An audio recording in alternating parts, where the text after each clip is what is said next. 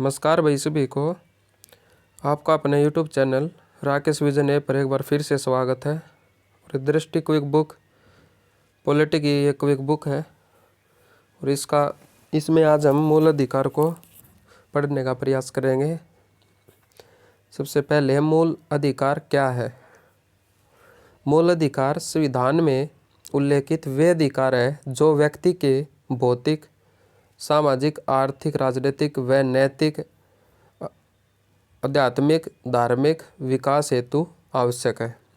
ये भौतिक व नैतिक विकास की दशाओं के साथ साथ राज्य के खिलाफ व्यक्ति की आज़ादी को सुनिश्चित करते हैं। संवैधानिक उपबंध। मूल अधिकार संयुक्त राज्य अमेरिका के संविधान से उद्धृत है। संविधान के भाग 3 में अनुच्छेद 12 से 35 तक इनका उल्लेख है। मूल अधिकार का उल्लेख आर्टिकल 12 से 35 तक है और भाग 3 में है। संविधान के भाग 3 को भारत का मैग्ना कार्टा की संज्ञा दी जाती है। मैग्ना कार्टा क्या है? अधिकारों का एक घोषणा पत्र है जिसे इंग्लैंड के किंग जॉन द्वारा 1215 ईस्वी में सामंतों के दबाव में जारी किया गया था। यह नागरिकों के अधिकारों से संबंधित पहला लिखित पत्र था। सर्वप्रथम 1789 ईस्वी में फ्रांस ने अपने संविधान के अंतर्गत मूल अधिकारों का स्थान प्रदान किया है। संविधान के भाग 3 की न्योचित प्रकृति न्यायालय द्वारा संरक्षण प्राप्त इसे अधिक मौलिकता प्रदान करती है। आगे है, मूल संविधान में कुल 7 मूल अधिकार प्रदान किए गए थे। मूल अधिकार में ओनली 7 मूल अधिकार प्रदान किए गए थे। वर्तमान में केवल 6 मूल अधिकार ही है। 44वें संविधान संशोधन 1978 द्वारा संपत्ति के मूल अधिकार को अनुच्छेद 19(1)(च) व अनुच्छेद 31 इस सूची से हटाकर अनुच्छेद 300 क में कानून अधिकार बना दिया गया है। मूल अधिकार व्यक्ति को राज्य के कठोर नियमों के प्रति सचेत करता है।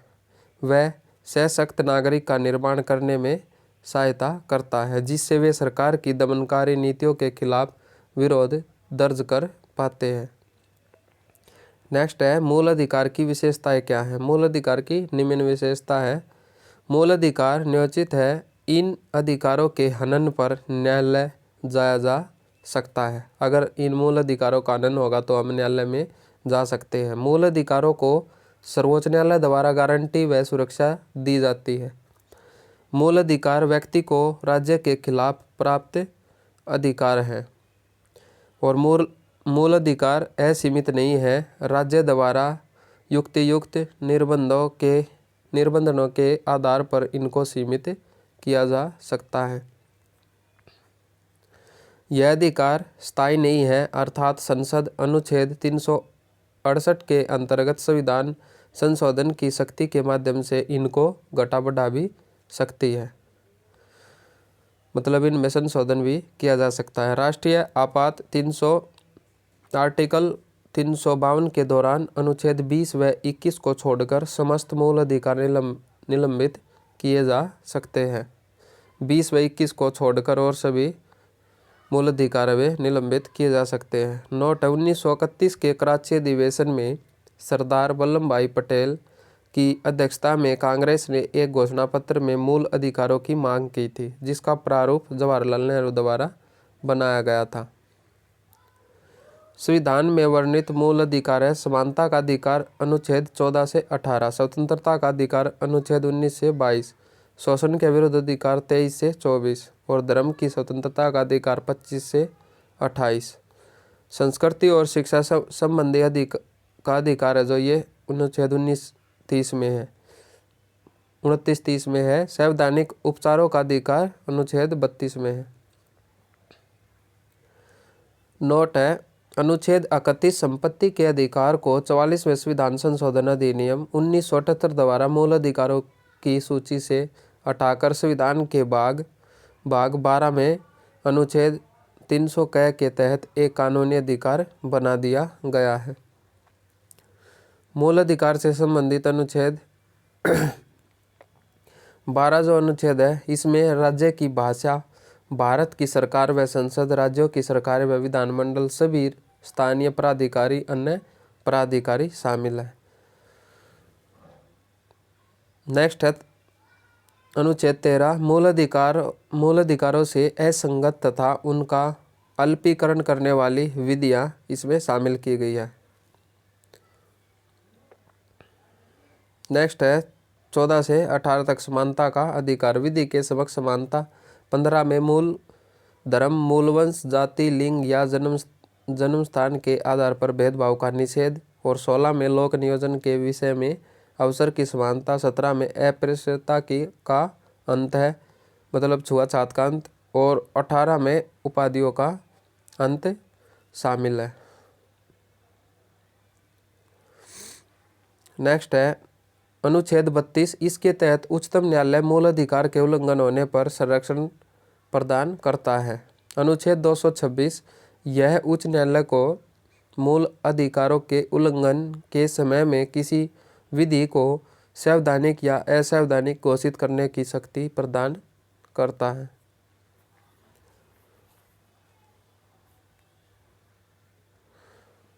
नेक्स्ट है राज्य की भाषा। अनुच्छेद 12, मूल अधिकार के अध्याय की शुरुआत राज्य से होती है, क्योंकि मूल अधिकार राज्य के विरुद्ध प्राप्त होने वाले अधिकार है।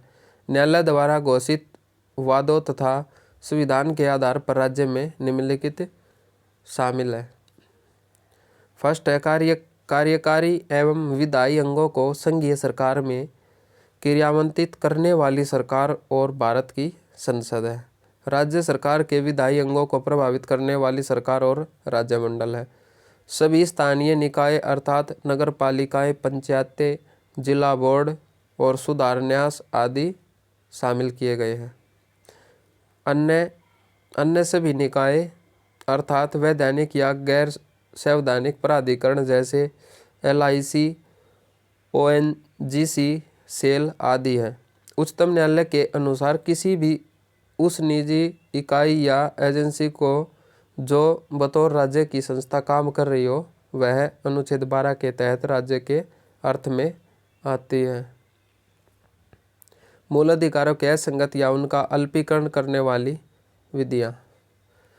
इस अनुच्छेद के 4 खंड है, 13(1), 13(2), 13(3) व 13(4). इसे अनुच्छेद की सर्वप्रमुख विशेषता है कि यह न्यायपालिका को न्यायिक पुनर्विलोकन की शक्ति प्रदान करता है।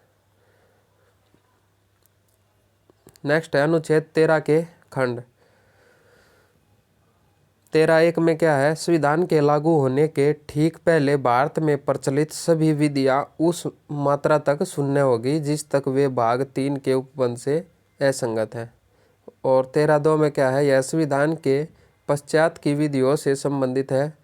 इसमें कहा गया है कि यदि राज्य कोई ऐसी विधि बनाता है जो भाग 3 में वर्णित मूल अधिकारों से असंगत हो, तो वह विधि उस मात्रा तक शून्य ही होगी और जिस मात्रा तक वह मूल अधिकारों का उल्लंघन करता है।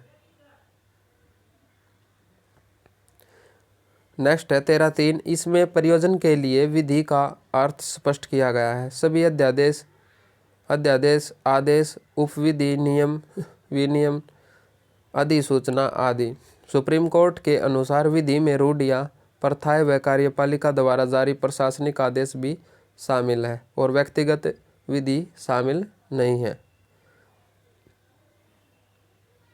13(4) में है 24वें संविधान संशोधन अधिनियम 1971 द्वारा जोड़ा गया। इसके तहत अनुच्छेद 13 की कोई बात अनुच्छेद 368 के तहत किए गए संविधान संशोधन पर लागू नहीं होगी। नेक्स्ट है अनुच्छेद 13 एवं अनुच्छेद 368 का क्या संबंध है। अनुच्छेद 13 द्वारा प्रदान की गई शक्ति के आधार पर न्यायालय अनुच्छेद 368 के तहत पारित किए गए संविधान संशोधनों का न्यायिक पुनर्विलोकन कर सकता है या नहीं। इसी आधार पर मूल अधिकारों की संशोधनीयता संबंधी मामले व इससे संबंधित विवाद निम्न प्रकार से हैं।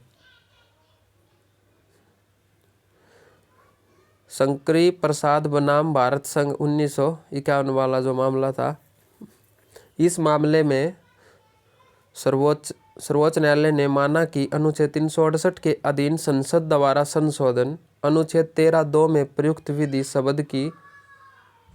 शब्द की परिभाषा में शामिल नहीं है। तो सज्जन सिंह बनाम राज्य राजस्थान 1965 मामले में भी यह निर्णय स्वीकार किया गया है। नेक्स्ट मामला है गोलकनाथ बनाम पंजाब राज्य 1967 में न्यायालय द्वारा अपना मत परिवर्तित कर कहा गया है कि अनुच्छेद 13(2) में विधि शब्द में सभी विधियां सम्मिलित है और अनुच्छेद 368 भी अपवाद नहीं है।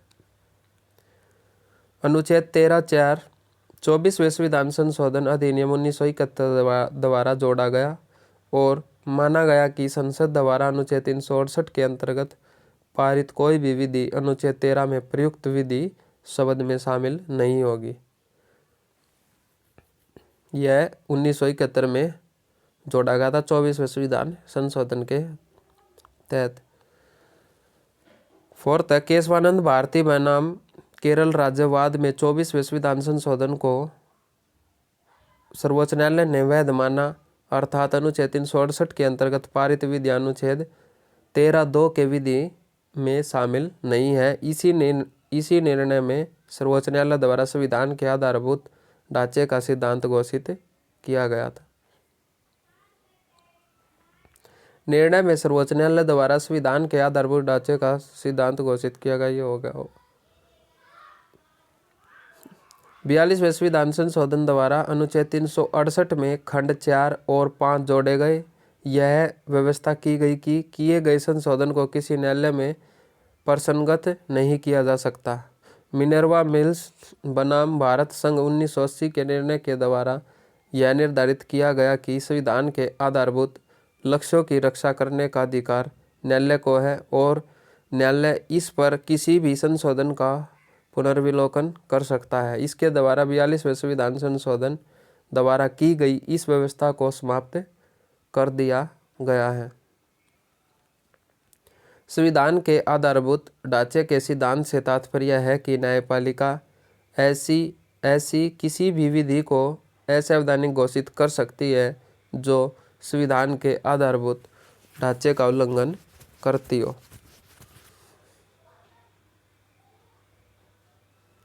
न्यायिक पुनर्विलोकन का संबंध शक्तियों के पृथक के सिद्धांत से है, जिसमें शासन के तीनों अंग एक दूसरे से स्वतंत्र रहे किंतु एक दूसरे पर प्रभावी नियंत्रण हो, जिसमें सर्वोच्च विधि के रूप में लिखित संविधान हो। इसमें यदि विधायिका द्वारा पारित कोई कानून संविधान समस्त नहीं है तो न्यायालय ऐसे कानून को असंवैधानिक घोषित करके उसके प्रवर्तन को रोक सकती है। अनुच्छेद 13, 32 तथा 226 आदि के माध्यम से भारतीय न्यायपालिका यह कार्य करती है, हालांकि यह अमेरिकी संविधान की मूल विशेषता है। विधियों के अर्थ और परिधि की स्पष्टता करने हेतु दिए गए सिद्धांत फर्स्ट सिद्धांत है आच्छादन का सिद्धांत। इसका संबंध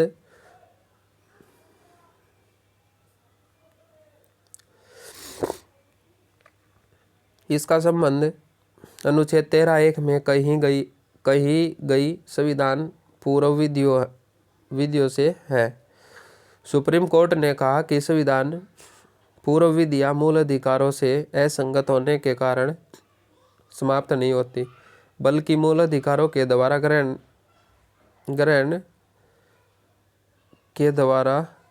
लग जाने से ढक जाती है, अर्थात जिन मामलों में मूल अधिकार नहीं होता यह ग्रहण हट जाता है। साथ ही मूल अधिकारों में ऐसा संशोधन हो जो संविधान पूर्व विधि जो उसी मूल अधिकार के प्रावधान के कारण अप्रभावी हो तो आच्छादन हट जाएगा।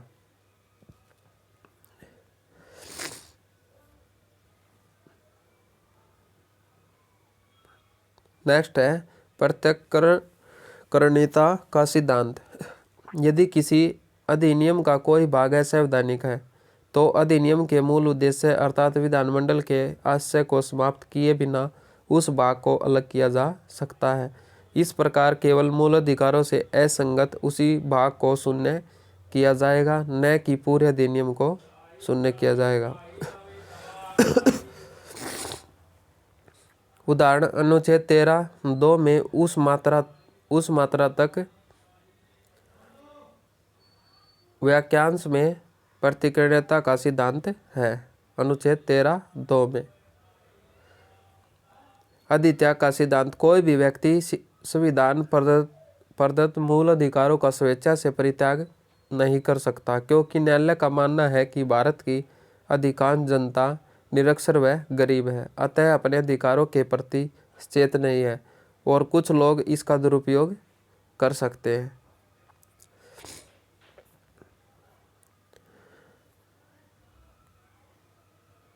नेक्स्ट है 14 से 18 समता का अधिकार।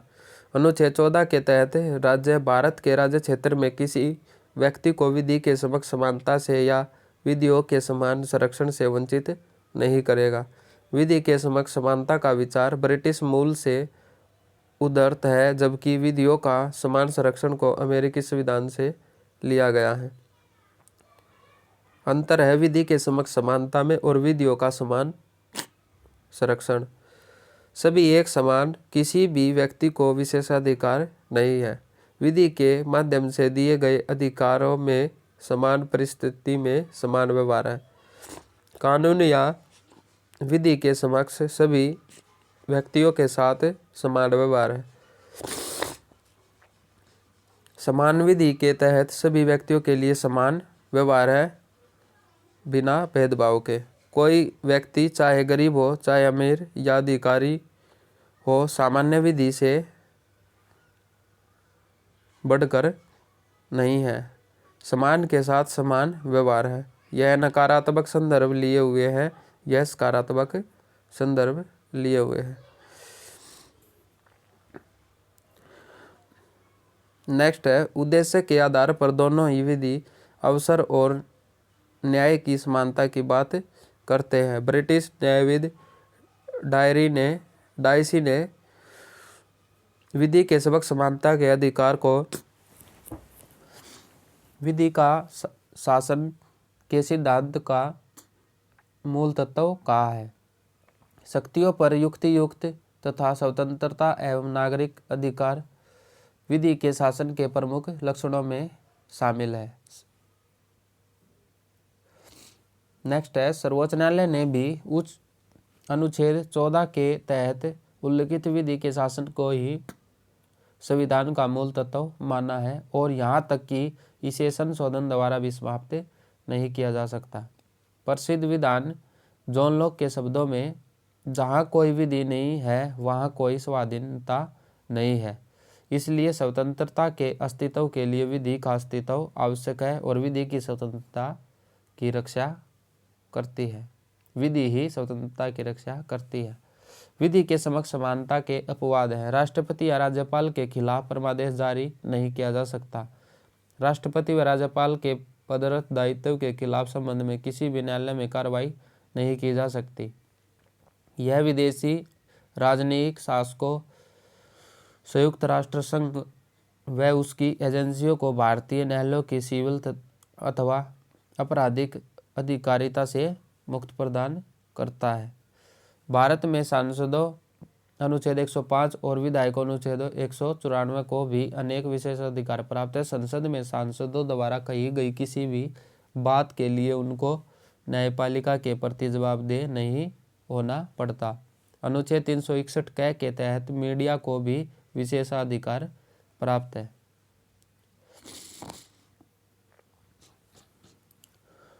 धर्म, मूलवंश, जाति, लिंग या जन्म के आधार पर अनुच्छेद 15 राज्य को आदेश दिया गया है कि केवल धर्म, मूल वंश, लिंग, जाति, जन्म स्थान के आधार पर कोई विधभेद नहीं करेगा। दिए गए प्रतिषेध प्राइवेट कंपनी पर लागू नहीं और यहाँ केवल शब्द विभेद को उपयुक्त आधारों तक सीमित करता है। उदाहरण, महिलाओं को मातृत्व अवकाश दिया जा सकता है, यह लिंग तक सीमित है, किंतु अवैध नहीं, क्योंकि पुरुष महिलाओं के जैविक अंतर से उत्पन्न परिणाम के कारण यह सुविधा है। नेक्स्ट है 15(2). राज्य के साथ साथ प्राइवेट कंपनियों को आदेश है कि दुकानों, सार्वजनिक स्थानों, होटल, मनोरंजन स्थल पर या पूर्णतः या अंशतः राज्य निधि से पोषित जनता के लिए कुओं, तालाबों, सार्वजनिक समागम आदि स्थानों पर किसी के साथ भेदभाव नहीं किया जाएगा। उद्देश्य है अस्पृश्यता की समाप्ति। 15(3) में इस अनुच्छेद की कोई भी बात राज्य को महिलाओं, बच्चों हेतु विशेष प्रावधान करने से नहीं रोकेगी। सुप्रीम कोर्ट के निर्णय अनुसार महिलाओं को प्राप्त प्रसूति अवकाश केवल लिंग पर आधारित न होकर विशिष्ट शारीरिक स्थिति पर आधारित है। राज्य केवल महिलाओं द्वारा संचालित शिक्षण संस्थान की भी स्थापना कर सकता है। यह 15(1) व 15(2) का अपवाद भी है। नेक्स्ट 15(4) है प्रथम संविधान संशोधन 1951 के माध्यम से जोड़ा गया आधार मद्रास राज्य बनाम चंपकम दोराईराजन मामले का निर्णय है ये। और राज्य के मेडिकल व इंजीनियर कॉलेजों में विभिन्न जातियों समुदाय हेतु कुछ निश्चित अनुपात में स्थानों को निर्धारित करना है। सामाजिक व शैक्षणिक दृष्टि से पिछड़े वर्गों, अनुसूचित जाति जनजाति हेतु विशेष इसमें प्रावधान है। यह 15(1) व 15(2) का दूसरा अपवाद है। नेक्स्ट है 15(5).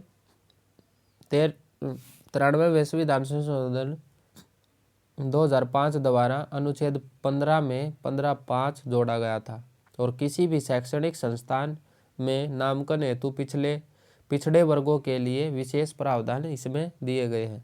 अपवाद क्या है? अल्पसंख्यक शिक्षण संस्थान एवं निजी शिक्षा संस्थाएं। सुप्रीम कोर्ट ने अशोक कुमार बनाम भारत संघ 2008 में इसे वैध ठहराया था।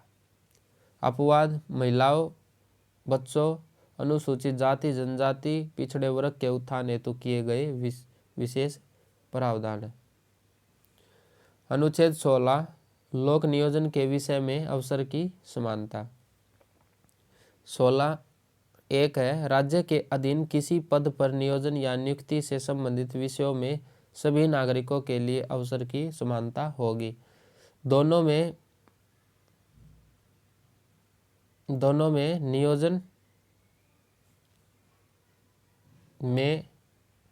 लोक नियोजन में अवसर की समानता की गारंटी दी गई है। और 16(2) में है कोई नागरिक केवल मूल वंश, धर्म, जाति, लिंग और वंशक्रम, जन्म स्थान या निवास इनमें से किसी एक आधार पर राज्य के अधीन नियोजन या पद के संबंध में अपात्र नहीं होगा तथा उससे विभेद नहीं किया जाएगा। विस्तार केवल राज्य के अधीन नौकरियों तक ही होगा। संविदा और निजी क्षेत्र के संबंध में यह लागू नहीं होगा। गौरतलब है कि यहाँ अनुच्छेद 15 के विभेद के प्रतिषेध के साथ साथ 2 अन्य निवास स्थान व वंशक्रम को शामिल किया गया है। अवसर की समानता योग्यता का निर्मूलन नहीं, शारीरिक योग्यता आवश्यकता। 16(3) में है संसद विधि बनाकर लोक नियोजन के मामले में किसी राज्य या संघ राज्य क्षेत्र में निवास संबंधी शर्तें लागू कर सकती है। यह अनुच्छेद 16(2) का भी अपवाद है। नेक्स्ट है 16(4) राज्य को यह शक्ति दी गई है कि वह पिछड़े हुए नागरिकों के किसी वर्ग के पक्ष में जिसका प्रतिनिधित्व राज्य की राय में राज्य के अधीन सेवा में पर्याप्त नहीं है, नियुक्तियों या पदों के आरक्षण का उपबंध कर सकेगा। और इसकी शर्त क्या है? वर्ग पिछड़ा हुआ हो, राज्य के अधीन सेवा में पर्याप्त प्रतिनिधित्व प्राप्त न हो। नेक्स्ट है 16(5) इस अनुच्छेद की कोई बात किसी धार्मिक या सांप्रदायिक संस्था में किसी पदाधिकारी सदस्य की नियुक्ति में किसी विशिष्ट धर्म के व्यक्ति को वरीयता देने से नहीं रोकेगी। अनुच्छेद 16(4) में अंतर्निहित शर्त है कि पिछड़ा वर्ग कौन है, यह जानने के लिए प्रथम पिछड़ा वर्ग आयोग काका कालेकर की अध्यक्षता में गठित किया गया। इसकी अनुशंसाओं को राष्ट्रपति ने खारिज कर दिया। तत्पश्चात जनता पार्टी सरकार के द्वारा 1979 में द्वितीय पिछड़ा वर्ग आयोजन का गठन वीपी मंडल की अध्यक्षता में किया गया। इसे मंडल आयोग भी कहा गया और इस आयोग का कार्य सामाजिक व शैक्षणिक दृष्टि से पिछड़े वर्ग की पहचान करना था। जाति को पिछड़ापन का आधार माना गया और नौकरियों में 27% सीटों को आरक्षित रखने की बात कही गई। नौकरियों में 27% के आरक्षण की व्यवस्था को 1990 में वीपी सिंह की सरकार द्वारा लागू कर दिया गया। 1991 में पीवी नरसिंह राव की सरकार द्वारा आर्थिक रूप से पिछड़े वर्ग ईबीसी विशेष रूप से उच्च जातियों में आर्थिक रूप से कमजोरों के लिए 10% आरक्षण देने की कोशिश की गई, जिसे उच्चतम न्यायालय ने अमान्य घोषित कर दिया। इंदिरा साहनी बनाम भारत संघ 1992 के मामले में मंडल केस में आरक्षण के मुद्दे पर उच्चतम न्यायालय ने फैसला दिया था। आरक्षण की व्यवस्था समानता की विरोधी नहीं है। आरक्षण का आधार जाति को बनाया जा सकता है। क्रीमी लेयर अर्थात पिछड़ी जातियों के साधन संपन्न तबके को आरक्षण का लाभ नहीं मिलेगा। आरक्षण की अधिकतम सीमा 50% होगी और पदोन्नति में आरक्षण लागू नहीं होगा। बैकलॉग का कैरी फॉरवर्ड नहीं होगा और आरक्षण की व्यवस्था का न्यायिक पुनर्विलोकन हो सकता है। पदोन्नति में आरक्षण 77वें संविधान संशोधन अधिनियम 1995 द्वारा 16(4) के जोड़ा गया, जिसमें यह व्यवस्था की गई कि अनुसूचित जाति अनुसूचित जनजाति के लिए पदोन्नति में आरक्षण दिया जा सकता है। 85वां संविधान संशोधन 2001 द्वारा अनुसूचित जाति अनुसूचित जनजाति के लिए आरक्षण नियम के तहत पदोन्नति के मामले में परिणामी ज्येष्ठता की व्यवस्था लागू होगी। एम नगराज बनाम भारत संघ 2006 उच्च न्यायालय पदोन्नति में आरक्षण देने से पूर्व 3 शर्तों को पूरा किया जाना अनिवार्य है। पिछड़ेपन के प्रमाणिक आंकड़े, अपर्याप्त प्रतिनिधित्व एवं प्रशासनिक दक्षता पर प्रतिकूल प्रभाव न पड़ता हो। अनुच्छेद 16 से संबंधित महत्वपूर्ण शब्द है परिणामी ज्येष्ठता का नियम। पदोन्नति में आरक्षण की व्यवस्था के कारण अगर कोई व्यक्ति सेवा में वरिष्ठता प्राप्त कर लेता है तो उसकी वरिष्ठता स्थायी हो जाती है। क्रीमी लेयर पिछड़े वर्गों के वे लोग जो अत्यधिक संपन्न हैं, उन्हें न्यायालय ने क्रीमी लेयर कहा है। क्रीमी लेयर को आरक्षण का लाभ नहीं दिया जाएगा। क्रीमी लेयर से संबंधित मामलों के तहत उच्चतम न्यायालय के निर्णय को देखते हुए सरकार ने न्यायाधीश रामनंदन प्रसाद की अध्यक्षता में एक समिति का गठन किया तथा उसे क्रीमी लेयर के अंतर्गत आने वाले विभिन्न लोगों की पहचान करने का कार्य सौंपा गया। समिति ने जांच के बाद जो प्रतिवेदन प्रस्तुत किया उसके अनुसार अगर लिखित व्यक्तियों के बच्चों को आरक्षण का लाभ नहीं मिलेगा। राष्ट्रपति, उपराष्ट्रपति, उच्चतम एवं उच्च न्यायालय के न्यायाधीश, संघ एवं राज्य लोक सेवा के अध्यक्ष एवं सदस्य, मुख्य निर्वाचन आयुक्त, नियंत्रक एवं महालेखा परीक्षक, केंद्रीय तथा लोक सेवा श्रेणी तथा श्रेणी बी के अधिकारी, सार्वजनिक क्षेत्रों के उपक्रमों, बैंकों में कर्नल के समक्ष या उससे उच्च पद धारण करने वाले व्यक्ति। सरकार ने सितंबर 2017 में क्रीमी लेयर के मापदंड को 6 लाख रुपये से बढ़ाकर 8 लाख रुपये कर दिया है।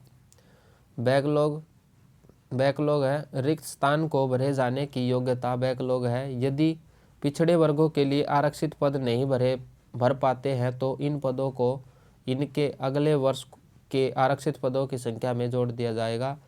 अगर अगले वर्ष तक भी ऐसा नहीं हो पाता है तो इन्हें सामान्य श्रेणी में बदल दिया जाएगा। आर्थिक आधार पर सामान्य वर्ग हेतु 10% आरक्षण। 12 जनवरी 2019 को राष्ट्रपति द्वारा 124वें संविधान संशोधन विधेयक को मंजूरी प्रदान की गई। इस संशोधन विधेयक के द्वारा आर्थिक रूप से कमजोर सामान्य वर्ग को शैक्षणिक व रोजगार क्षेत्र में 10% के आरक्षण का प्रावधान किया गया है।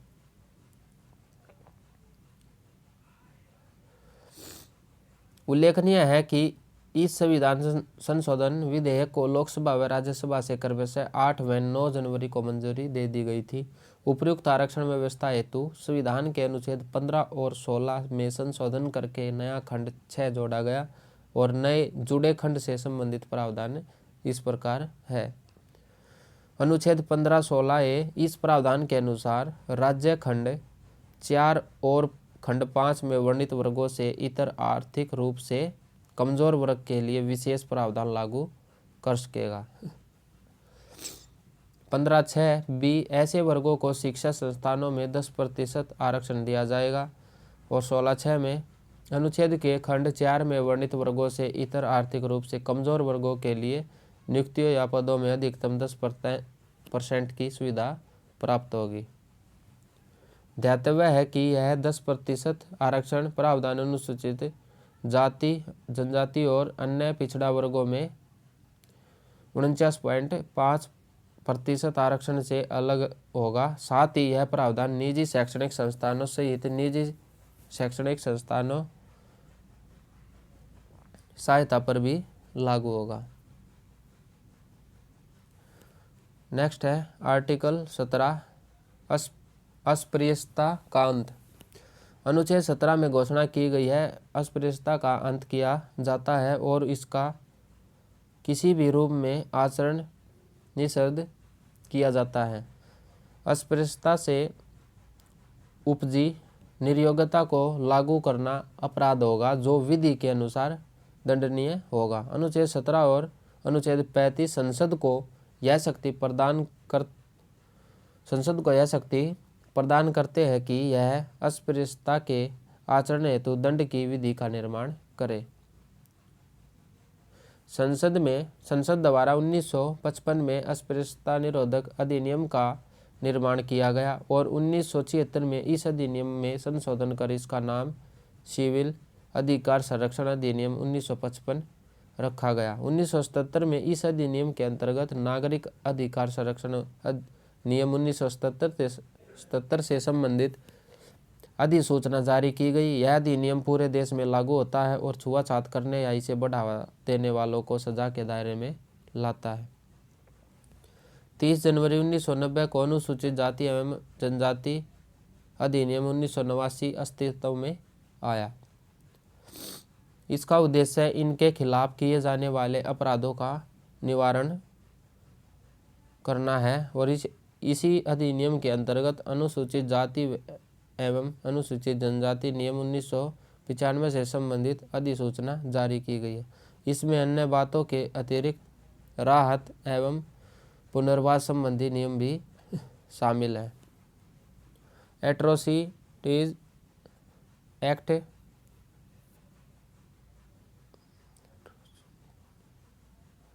इसमें है प्रचलित भाषा में 1989 के अनुसूचित जाति एवं अनुसूचित जनजाति अधिनियम को ही एट्रोसिटीज एक्ट कहा जाता है।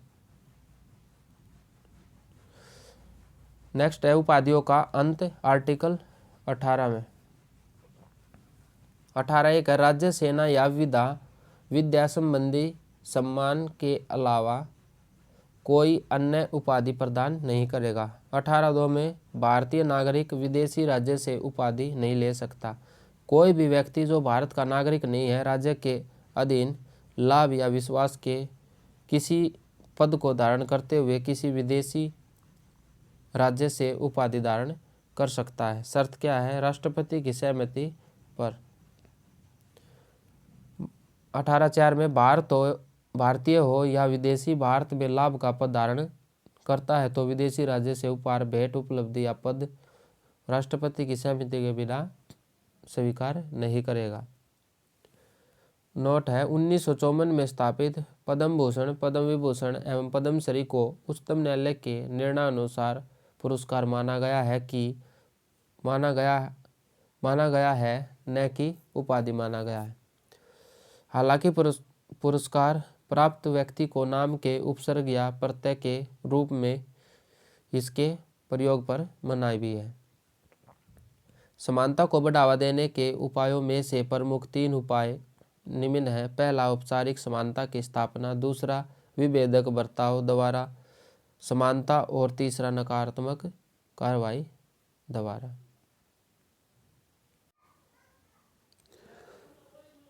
19 से 22 है स्वतंत्रता का अधिकार। अनुच्छेद 19 अभिव्यक्ति व अन्य स्वतंत्रताएं। इसके अंतर्गत 19(1) से 19(6) तक 6 खंड हैं, जिनमें 19(1) के उपखंडों के अंतर्गत 6 प्रकार की स्वतंत्रताएं घोषित की गई है और 19(2) से 19(6) तक इन पर लगने वाले युक्तियुक्त निर्बंध बताए गए हैं। ये स्वतंत्रताएं निम्न है। 19(1) है भाषण और अभिव्यक्ति की स्वतंत्रता। नोट, इंडियन एक्सप्रेस बनाम भारत संघ 1985 के केस में सुप्रीम कोर्ट ने 19(1) में वर्णित विचार एवं अभिव्यक्ति की स्वतंत्रता में ही प्रेस की स्वतंत्रता को निहित माना है। मतदाता का उम्मीदवार से संबंधित सूचना का अधिकार भी सर्वोच्च न्यायालय द्वारा 19(1) में ही अंतर्निहित माना गया है। व्यक्ति की स्वतंत्रता की महत्ता। जॉन स्टुअर्ट मिल ने अभिव्यक्ति की स्वतंत्रता के पक्ष में अपनी पुस्तक ऑन लिबर्टी में निम्नलिखित 4 कारण बताए हैं, जो निम्नलिखित है। कोई भी विचार पूर्णतः गलत नहीं होता। जो हमें अच्छा लगता है उसमें सच्चाई का तत्व होता है। अगर हम गलत विचार को प्रतिबंधित कर देंगे तो इसमें छिपे सच्चाई के अंश को भी खो देंगे। दूसरा कारण पहले कारण से अंतर संबंधित है। इसके अनुसार सत्य स्वयं से उत्पन्न नहीं होता, अपितु विरोधी विचारों के टकराव से जन्म लेता है। जो विचार आज गलत प्रतीत हो रहा है वही सही विचारों के उदय का कारण भी हो सकता है। विचारों का उपयुक्त संघर्ष न केवल अतीत में ही मूल्यवान है, बल्कि यह सतत रूप से हमेशा प्रासंगिक है। और सत्य के साथ हमेशा यह चिंता जुड़ी रहती है कि कहीं यह विचारहीन या रूढ़िवादी उक्ति में न बदल जाए। विचारों के संघर्ष में ही सत्य की विश्वसनीयता को मजबूती मिलती है। अंततः हम इस बात को लेकर भी निश्चित नहीं हो सकते कि जिसे हम सत्य समझते हैं वही सत्य है, और कई बार वे विचार बाद में सत्य साबित हो जाते हैं जिसका संपूर्ण समाज द्वारा विरोध जताया गया था। अतः दमनकारी समाज ऐसे संभावनाशील ज्ञान एवं उसके लाभों से वंचित रह जाते हैं। 19(1) है शांतिपूर्ण व हथियार रहित सम्मेलन का अधिकार। 19(1) संघ या सहकारी समिति बनाने का अधिकार। 97 में संविधान संशोधन द्वारा सहकारी समितियों को भी शामिल किया गया है। 19(1) है भारत के राज्य क्षेत्र में अबाध संचारण का अधिकार। और ड में है भारत के किसी भी भाग में निवास करने व बसने का अधिकार। और 6 में है कोई व्यक्ति उपजीविका, व्यवसाय या व्यवहार करने का अधिकार।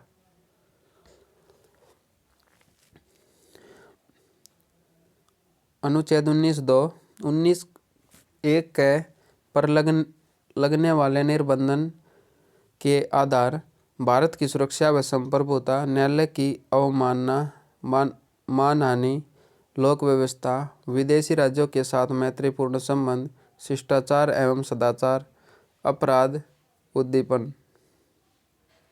अनुच्छेद 19(3) में दिया गया है 19(1) पर लगने वाले निर्बंधन के आधार भारत की संप्रभुता और अखंडता, लोक व्यवस्था। और 1904 में 19(1) ग पर लगने वाले निर्बंधन के आधार में सदाचार, लोक व्यवस्था, भारत की संप्रभुता, अखंडता।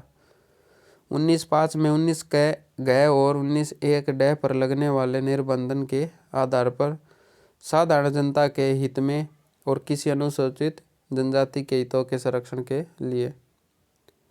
नेक्स्ट आर्टिकल है 19(1)(6) पर लगने वाले निर्बंधन के आधार क्या आधार है? साधारण जनता के हित में किसी वृत्ति या व्यापार के लिए तकनीकी अर्हताएं निर्धारित करना और नागरिकों को व्यापार या व्यवसाय से पूर्णतः या अंशतः इसलिए वर्जित करना कि राज्य किसी व्यवसाय या एकाधिकार करने के पक्ष में हो। साथ ही कोई ऐसा कार्य जो अनैतिक हो, जैसे महिला एवं बच्चों को खतरनाक कार्यों में लगाना।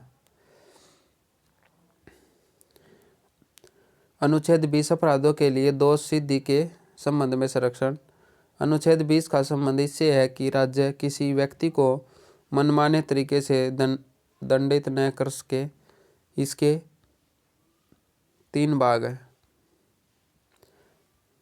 20(1) है किसी भूतलक्षी दांडिक विधियों से संरक्षण। किसी कानून को अतीतकालीन प्रभाव तिथि से लागू करना, यह आपराधिक कृत्य से संबंधित है। इसके अंतर्गत कोई व्यक्ति किसी अपराध के लिए तब तक दोषी नहीं माना जाएगा जब तक कि उसने ऐसा कोई कार्य करते समय किसी पर्वत विधि का अतिक्रमण नहीं किया। 20(2) में है दोहरे दंड से संरक्षण। किसी व्यक्ति को एक ही अपराध के लिए एक बार से अधिक अभियोजित और दंडित नहीं किया जा सकता।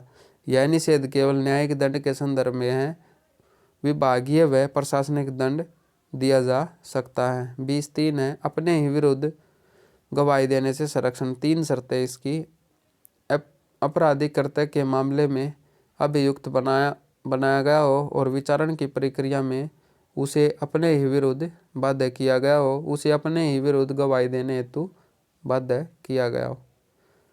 नेक्स्ट है आर्टिकल 21 प्राण एवं दैहिक स्वतंत्रता का संरक्षण। अनुच्छेद 21 में कहा गया है कि किसी व्यक्ति को उसके प्राण एवं दैहिक स्वतंत्रता से विधि द्वारा स्थापित प्रक्रिया के अनुसार ही वंचित किया जा सकता है, अन्यथा नहीं किया जा सकता। न्यायालय द्वारा A.K. गोपालन बनाम मद्रास राज्य 1950 के मामले में अनुच्छेद 21 में जीवन का अर्थ केवल जीवित रहने तक सीमित रखा गया है, लेकिन 1978 के मेनका गांधी बनाम भारत संघ में अनुच्छेद 21 की व्यापकता को बढ़ाकर केवल जीवन का अर्थ जीवित रहने तक नहीं, मानवीय गरिमापूर्ण जीवन देने का अधिकार माना गया है।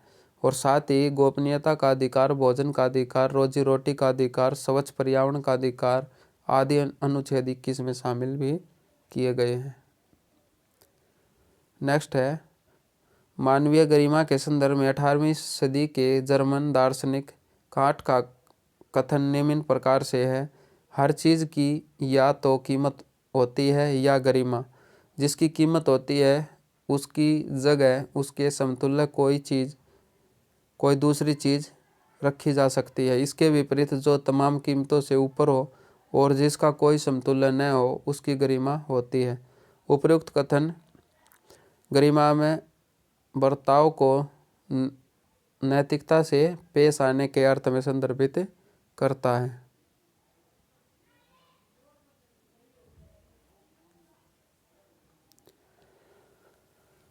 नेक्स्ट है विधि द्वारा स्थापित प्रक्रिया और है यथोचित विधि प्रक्रिया।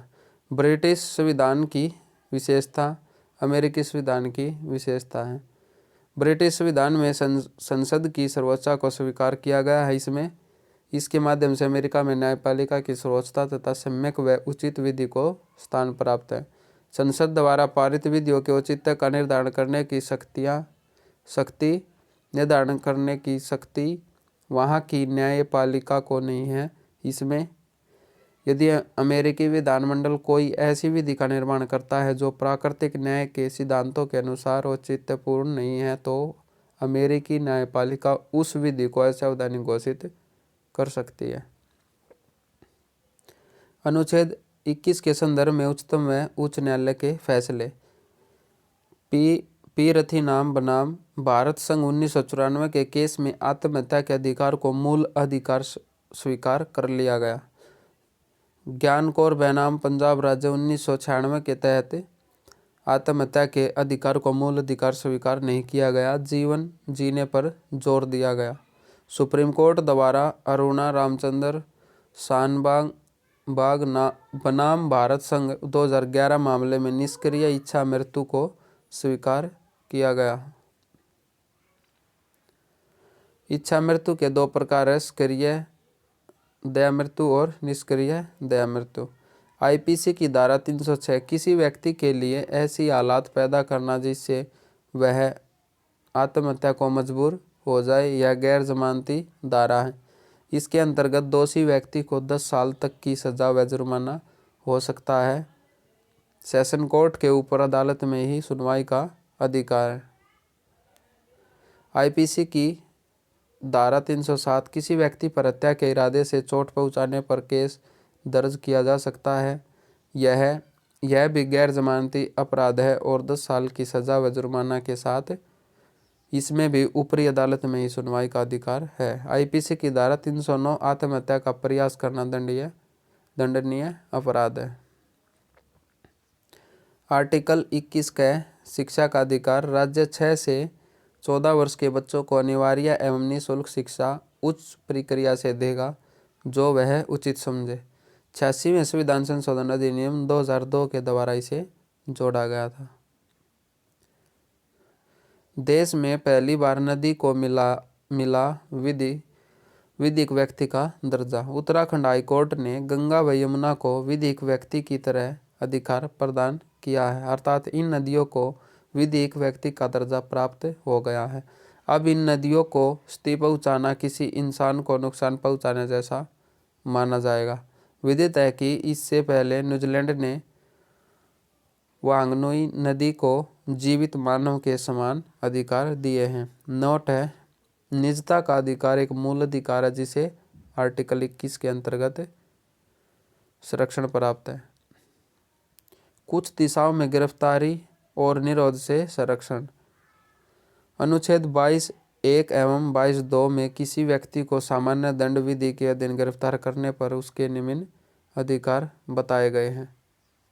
अपनी गिरफ्तारी का कारण जानने का अधिकार, अपनी रुचि के वकील से मामला कोर्ट में प्रस्तुत करने का अधिकार और 24 घंटों के अंदर मजिस्ट्रेट के समक्ष प्रस्तुति का अधिकार और इन 24 घंटों में अवकाश यात्रा में लगा समय शामिल नहीं है। निवारक निरोध है, अपराध करने से पूर्व ही संदेह के आधार पर व्यक्ति को रोकना, उसे गिरफ्तार करना। इसका उद्देश्य कानून व्यवस्था को स्थिति से बचाना, अपराध को रोकना है। दंडात्मक निरोध है, किसी व्यक्ति द्वारा अपराध किए जाने व सिद्ध होने पर कारावास में रखा जाता है। शर्त है, यह अधिकार विदेशी शत्रु व निवारक नजरबंदी में गिरफ्तार व्यक्तियों को प्राप्त नहीं है। टाडा, मीसा, पोटा, मकोका आदि निवारक नजरबंदी के तहत आते हैं। भारत में इसके माध्यम से गिरफ्तार व्यक्ति को 3 माह से अधिक रखने हेतु सलाहकारी बोर्ड की सिफारिश जरूरी है। ऐसे व्यक्ति को मजिस्ट्रेट के समक्ष प्रस्तुत करना भी अनिवार्य नहीं है। सलाहकारी बोर्ड में उच्च न्यायालय के वर्तमान या भूतपूर्व न्यायाधीश, उच्च न्यायालय में न्यायाधीश बन सकने की अर्हता रखने वाले व्यक्ति शामिल होंगे। 44वें संविधान संशोधन 1978 द्वारा निरोध की अधिकतम अवधि 3 महीने से घटाकर 2 महीने की है। निवारक निरोध विधियों का इतिहास। अनुच्छेद 22 में प्रदत्त अधिकार का प्रयोग करते हुए संसद ने निवारक निरोध से संबंधित कई कानून बनाए हैं, जिसका संक्षिप्त परिचय इस प्रकार है। निवारक निरोध अधिनियम। यह अधिनियम 1950 में पारित किया गया था और इसकी खास बात यह थी कि इसमें सलाहकार बोर्ड को निरोधादेश के 10 सप्ताह के भीतर सरकार को रिपोर्ट भेजने का प्रावधान था। सर्वोच्च न्यायालय ने इस बात को असंवैधानिक घोषित कर दिया था। इस अधिनियम को 1 अप्रैल 1951 तक समाप्त हो जाना था, किंतु बार बार इसकी अवधि बढ़ाई जाती रही और अंत दिसंबर 1969 तक यह लागू रहा था। नेक्स्ट अधिनियम है आंतरिक सुरक्षा अधिनियम। 1971 में कांग्रेस की सरकार ने यह अधिनियम पारित किया और इसके माध्यम से निवारक निरोध की व्यवस्था पुनः लागू कर दी। आगे चलकर इस अधिनियम को सरकार द्वारा 1978 में निरस्त कर दिया गया था। विदेशी मुद्रा संरक्षण और तस्करी निवारण अधिनियम।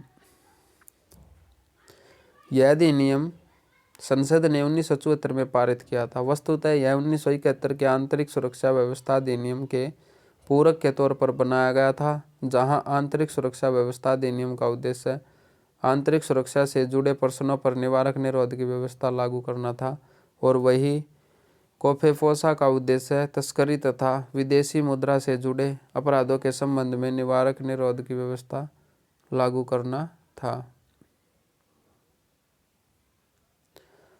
चोर बाजारी निवारण और आवश्यक वस्तु प्रदाय अधिनियम।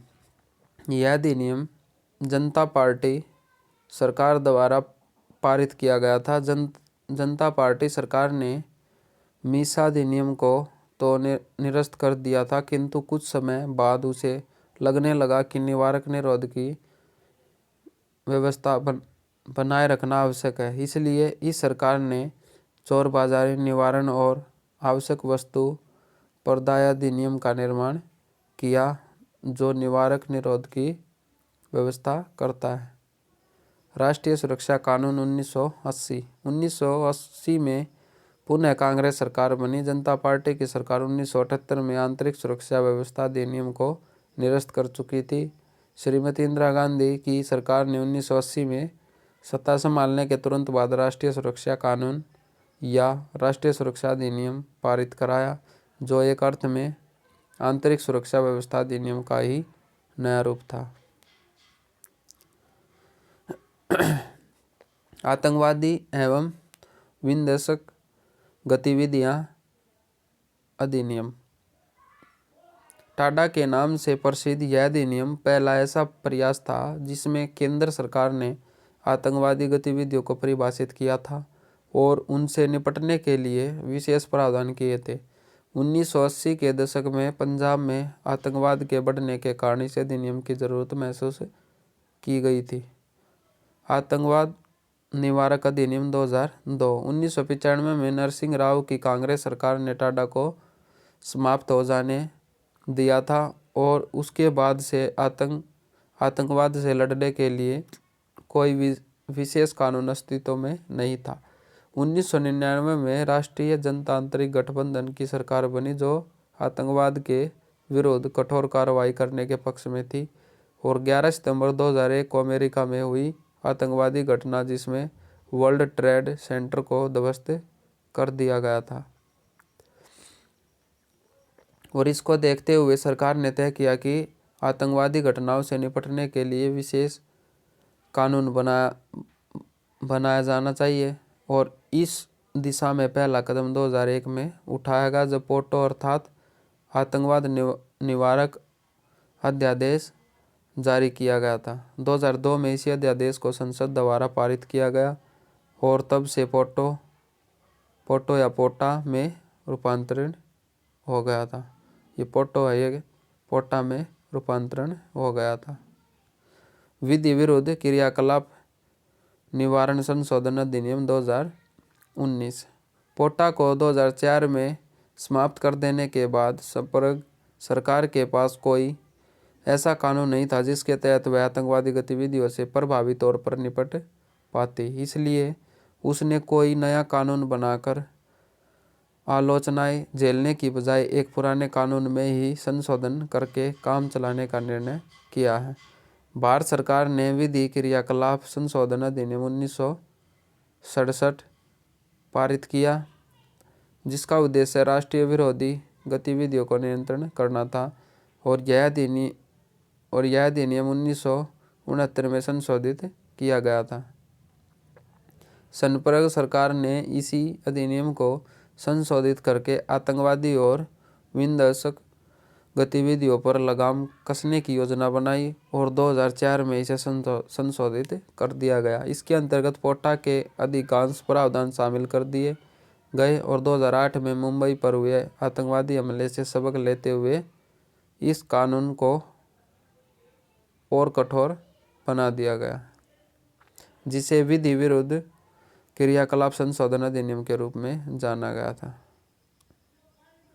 नेक्स्ट है 23-24 शोषण के विरुद्ध अधिकार। इसके दो भाग हैं। मानव का दुर्व्यापार और बेगार बलात् सम का प्रतिषेध तथा इस उपबंध का कोई भी उल्लंघन अपराध माना जाएगा और विधि के अनुसार दंडनीय होगा। 23(2) में है राज्य को सार्वजनिक प्रयोजनों हेतु अनिवार्य सेवा अधिरोपित करने की मनाही नहीं की जा सकती। ऐसी सेवा अधिरोपित करने में राज्य केवल धर्म, मूल, वंश, जाति या वर्ग के आधार पर भी भेद नहीं करेगा। मानव दुर्व्यवहार शब्द में शामिल है पुरुष, महिला एवं बच्चों की वस्तु के समान खरीद बिक्री, महिलाओं और बच्चों का अनैतिक दुर्व्यवहार, इसमें वेश्यावृत्ति भी शामिल है, देवदासी व दास। संसद द्वारा अनुच्छेद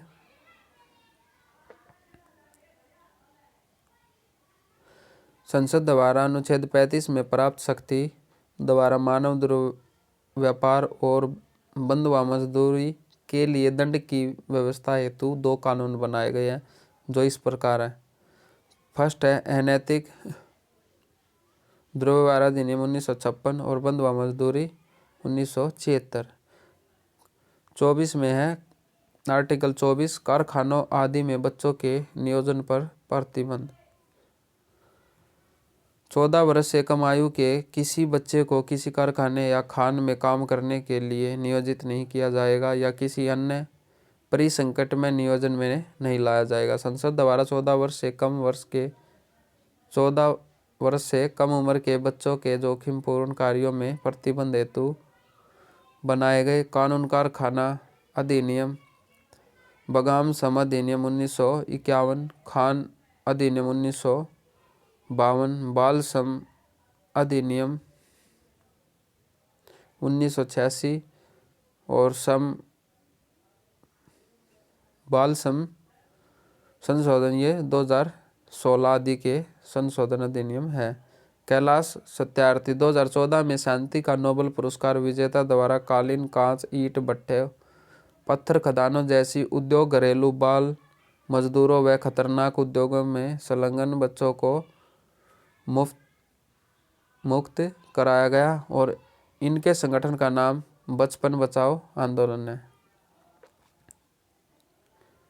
नेक्स्ट है 25 से 28 धर्म की स्वतंत्रता का अधिकार। अनुच्छेद 25 सभी व्यक्तियों को अंतकरण की स्वतंत्रता का और धर्म के अबाध रूप से मानने, आचरण करने और प्रचार करने का समान हक होगा। 25(2) में इसके अंतर्गत 2 युक्तियुक्त निर्बंधन बताए गए हैं। 25 में 2 मुख्य स्पष्टीकरण है। सिखों को कृपाण धारण करने का अधिकार होगा। हिंदू शब्द में जैन, सिख, बौद्ध सम्मिलित हैं। नेक्स्ट है फादर स्टैनिस्लॉस बनाम मध्य प्रदेश राज्य। 1977 में प्रश्न उठाया गया कि क्या धर्म के प्रसार के अंतर्गत धर्मांतरण समाहित है। इसी संदर्भ में सर्वोच्च न्यायालय द्वारा निर्णय दिया गया कि अनुच्छेद 25 के तहत धर्मांतरण करने का अधिकार मूल अधिकार नहीं है। हालांकि कोई भी व्यक्ति स्वेच्छा से धर्मांतरित होना चाहे वह हो भी सकता है। 26 में है धार्मिक कार्यों के प्रबंधन की स्वतंत्रता, लोक व्यवस्था, सदाचार और स्वास्थ्य के अधीन रहते हुए। क में है धार्मिक कार्यों प्रयोजन के लिए संस्थाओं की स्थापना और पोषण करने का कार्य। ख में है अपने धर्म विषयक कार्यों का प्रबंधन करने का अधिकार। ग में है जंगम व स्थावर संपत्ति के अर्जन और स्वामित्व का अधिकार, ऐसी संपत्ति का विधि अनुसार प्रशासन करने का अधिकार। नेक्स्ट है किसी विशिष्ट धर्म की अभिव्यक्ति के लिए करों के संदाय के बारे में स्वतंत्रता। किसी भी व्यक्ति को ऐसे करों के भुगतान करने के लिए बाध्य नहीं किया जाएगा जिसके आगम किसी धर्म विशेष की उन्नति के लिए वह किए जाते हैं। अनुच्छेद 27 कर लगाने का निषेध करता है और शुल्क लगाने का ये नहीं करता। राज्य किसी धर्म विशेष की उन्नति के लिए राज्य के धन का प्रयोग नहीं करेगा, किंतु यदि राज्य विभिन्न धर्मों को समान महत्व देते हुए धन खर्च करता है तो अनुच्छेद 27 का उल्लंघन नहीं माना जाएगा। अनुच्छेद 28 है कुछ शिक्षा संस्थानों में धार्मिक शिक्षा या धार्मिक उपासना में उपस्थित होने के बारे में स्वतंत्रता है। 28(1) में है राज्य निधि से पूर्णतः पोषित किसी शिक्षा संस्था में कोई धार्मिक शिक्षा नहीं दी जाएगी। और 28(2) में है खंड 1 की कोई बात ऐसी शिक्षा संस्था पर लागू नहीं होगी जिसका प्रशासन राज्य करता है, परंतु जो किसी ऐसे विन्यास या न्यास के आधिपत्य में गठित हुई है जिसके अनुसार उस शिक्षा संस्था में धार्मिक शिक्षा देना आवश्यक है। और 28(3) में है राज्य द्वारा मान्यता प्राप्त व राज्य निधि द्वारा सहायता प्राप्त शिक्षा में शामिल होने वाले किसी भी व्यक्ति को धार्मिक शिक्षा में भाग लेने उपासना करने हेतु बाध्य नहीं किया जाएगा जब तक वह स्वयं या अवयस्क होने पर उसके संरक्षण सहमति न दे दे। धार्मिक शिक्षा का अधिकार। धार्मिक शिक्षा एक विशेष धर्म और उसके विविध पहलुओं यथा उसके विश्वास, सिद्धांत, अनुष्ठान, रीति रिवाज, संस्कार और व्यक्तिगत भूमिकाओं की शिक्षा देना है।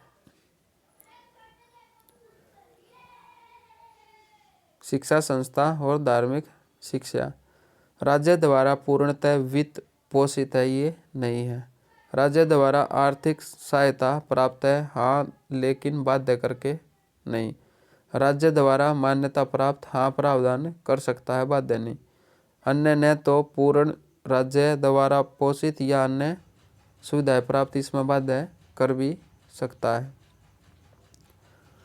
भारतीय धर्मनिरपेक्षता फ्रांस के लिए प्रेरणा। फ्रांस जैसे यूरोपीय देश धर्मनिरपेक्षता और राज्य के बीच उस मध्य मार्ग को पाने के लिए संघर्षरत रहे हैं जो राष्ट्रीय और धार्मिक पहचान को समन्वित करे और जहां जातीय और धार्मिक अल्पसंख्यक समूह राज्य व्यवस्थाओं के भीतर सह-अस्तित्व में रह सके। फ्रांस में इस संघर्ष को इस्लामी कपड़ों, कोशेर या हलाल भोजन और बुर्के पर प्रतिबंध के रूप में देखा जा सकता है। भारत के अनुभव फ्रांस में प्रचलित धर्मनिरपेक्षता के कठोर रूप को एक प्रेरणा प्रदान करते हैं। पंथनिरपेक्ष शब्द को 1976 के 42वें संविधान संशोधन अधिनियम द्वारा संविधान की प्रस्तावना में जोड़ा गया, लेकिन यह पहले से ही भारतीय सांस्कृतिक लोकाचार में निहित रहा है। धर्मनिरपेक्ष का भारतीय दर्शन सर्वधर्म समभाव पर आधारित है। भारत में राज्य सभी धर्मों से एक सैद्धांतिक दूरी बनाए रखता है और आवश्यकता अनुसार हस्तक्षेप करता है। फ्रांस और भारत दोनों में धर्मनिरपेक्षता को अपनी राष्ट्रीय पहचान के साथ संविधानों में भी स्थान प्राप्त है, लेकिन जहां फ्रांसीसी अल्पसंख्यक स्वयं को धर्मनिरपेक्षता के निशाने पर देखते हैं, वही भारतीय अल्पसंख्यक धर्मनिरपेक्षता को अपनी सर्वश्रेष्ठ सुरक्षा के रूप में देखते हैं और भेदभाव, भय, आकांक्षाओं से उनकी रक्षा भी करते हैं। भारत में राज्य और धर्म दोनों ही विधायी रूप से निर्धारित हैं, न्यायिक रूप से स्थापित मापदंडों के भीतर एक दूसरे के मामलों में परस्पर संवाद और सकारात्मक हस्तक्षेप करते हैं। फ्रांस के राज्य प्रारूप में राज्य धार्मिक समुदाय द्वारा संचालित शैक्षणिक संस्थानों को कोई वित्तीय सहायता नहीं दे सकता। भारत में शैक्षणिक संस्थानों को राज्य से सहायता प्राप्त हो सकती है। नेक्स्ट है अनुच्छेद 29 संस्कृति और शिक्षा संबंधी अधिकार। अल्पसंख्यक वर्गों के हितों का संरक्षण भारत के प्रत्येक नागरिक को जिसकी अपनी विशिष्ट भाषा, लिपि, संस्कृति है उसे बनाए रखने का अधिकार होगा। राज्य द्वारा पोषित या राज्य निधि द्वारा सहायता प्राप्त किसी शिक्षा संस्था में प्रवेश से किसी भी नागरिक को केवल धर्म, मूल, वंश, जाति या भाषा इनमें से किसी के आधार पर वंचित नहीं किया जाएगा। ये 29(2) में है। शिक्षा अनुच्छेद 30 है, शिक्षा संस्थाओं की स्थापना एवं प्रशासन करने का अल्पसंख्यकों का अधिकार। 30(1) में धर्म या भाषा पर आधारित अल्पसंख्यक वर्गों को अपनी रुचि के अनुसार शिक्षा संस्थानों की स्थापना और प्रशासन का अधिकार होगा। और 30(1) में है, 44वां संविधान संशोधन 1978 में जोड़ा गया। अल्पसंख्यक शिक्षा उत्थान की उत्पत्ति के अनिवार्य अर्जन के लिए विधि बनाते समय राज्य यह सुनिश्चित करेगा कि ऐसी संपत्ति के अर्जन के लिए विधि द्वारा नियत रकम या मुआवजा इतना होना चाहिए जिससे इस खंड के अधीन प्रत्याभूत अधिकार निराकृत या निर्बंधित न हो। और नेक्स्ट है, शिक्षा संस्थानों को सहायता देने में राज्य किसी धर्म या भाषा आधारित किसी अल्पसंख्यक वर्ग के प्रबंध के आधार पर भेदभाव नहीं करेगा। नेक्स्ट है, संपत्ति का अधिकार अनुच्छेद 31। संपत्ति का अनिवार्य अर्जन। संपत्ति के अधिकार को 44वें संविधान संशोधन 1978 द्वारा मूल अधिकारों की श्रेणी से हटाकर अनुच्छेद 300 क के तहत एक विधिक या कानूनी अधिकार के अंतर्गत शामिल किया गया है। अनुच्छेद 32 संवैधानिक उपचारों का अधिकार। इस अनुच्छेद का महत्व इसलिए अधिक है कि क्योंकि इसके द्वारा संविधान के भाग 3 में दिए गए मूल अधिकारों का प्रवर्तन होता है और मूल अधिकारों को व्यवहारिक प्रयोग संभव हो जाता है। साथ ही उल्लंघन होने पर न्यायालय द्वारा विशेष संरक्षण प्रदान किया जाता है। नेक्स्ट है अनुच्छेद 32(2) रीट। इसकी 32(2) में रीटों की चर्चा की गई है जो इस प्रकार है। फर्स्ट है बंदी प्रत्यक्षीकरण। इसके द्वारा न्यायालय बंदी करता व्यक्ति को यह आदेश देता है कि वह उक्त व्यक्ति को 24 घंटे के भीतर न्यायालय के समक्ष प्रस्तुत करे जिससे न्यायालय बंदीकरण के आधारों पर विचार कर सके और यदि बंदीकरण विधि सम्मत न हो तो बंदी को मुक्त करने का आदेश जारी करता है। बंदी प्रत्यक्षीकरण में अनुच्छेद 21 के प्राण एवं दैहिक स्वतंत्रता का मूल निहित है। यह लोक अधिकारी व निजी व्यक्ति दोनों के विरुद्ध जारी होती है। नेक्स्ट है परमादेश। यह रीट न्यायालय के विवेकाधीन है और इसके मामले से न्यायालय किसी लोक अधिकार व्यक्ति को आदेश दे सकता है कि वह उस कार्य को करे जिस कार्य को करने हेतु बाध्य है और उस कार्य को करने से उसने इनकार कर दिया हो। राष्ट्रपति व राज्यपाल के विरुद्ध लागू नहीं है। दोनों व्यक्तियों के मध्य संविदात्मक संबंध हो तो ऐसी स्थिति में कार्य करने हेतु बाध्य नहीं किया जा सकता। नेक्स्ट है प्रतिषेध। यह किसी भी न्यायिक या अर्ध न्यायिक संस्था के विरुद्ध जारी हो सकता है। इसके माध्यम से न्यायालय किसी न्यायिक या अर्ध न्यायिक संस्था को अपने अधिकार क्षेत्र से बाहर निकलकर कार्य करने से रोकता है। इस रीट का मुख्य उद्देश्य किसी अधीनस्थ न्यायालय को अपनी आधिकारिकता का अतिक्रमण करने से रोकना है। विधायिका, कार्यपालिका या किसी निजी व्यक्ति या निजी संस्था के खिलाफ इसका प्रयोग नहीं होता है। नेक्स्ट है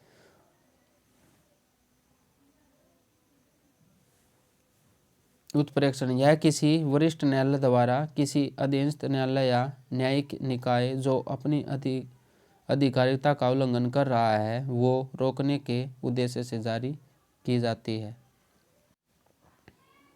नेक्स्ट है अधिकार परीक्षा। इसका अर्थ आपका क्या प्राधिकार है होता है। अवैधानिक रूप से किसी सार्वजनिक पद पर आसीन व्यक्ति के विरुद्ध जारी किया जाता है। रीट जारी करने के अधिकार के तहत 2 शब्द प्रमुख होते हैं। प्रथम लोकहित और दूसरा है द्वितीय न्यायिक सक्रिय। तो आज के लिए इतना ही भाई, मिलते हैं अगली वीडियो में, तब तक के लिए धन्यवाद, जय हिंद।